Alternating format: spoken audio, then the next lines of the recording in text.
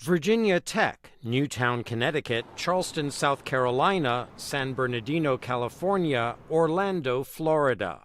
Every mass shooting in recent years prompted grief, anger, and calls for action. But none led Congress to pass any gun control laws. As mourning continues in Las Vegas, we're joined together in sadness, shock, and grief for the fallen, the injured, and their families. bills have been drafted in both houses of Congress to ban so-called bump stocks, devices that allow a semi-automatic rifle to fire bullets almost as quickly as a fully automatic machine gun. America's biggest gun rights lobbying group, the National Rifle Association, raised eyebrows last week by signaling support for additional regulations on devices like bump stocks. Gun control advocates were not satisfied. Regulation is a path to delay, not action.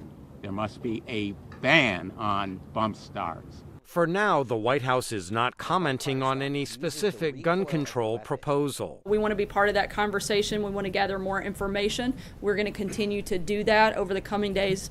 And the Senate's top Republican signaled he is not eager to bring up gun legislation for a vote. Look, the investigation's not even been completed, and I think it's premature to be discussing legislative solutions, if there are any. Meanwhile, a larger debate is getting rehashed yet again. Does gun control stem violence or restrict Americans' constitutional right to bear arms? People like to hunt, and people have the right to own guns, but not weapons of war. We have ways that we can reduce this violence. The Second Amendment is not just for hunting. And you hear that a lot. Oh, it's for hunting. That's not for hunting.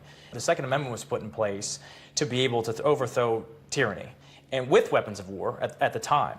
No one expects sweeping new gun control laws to be enacted, but a limited and targeted measure like restricting bump stocks could provide a rare moment for polarized sides of the gun debate to agree on something.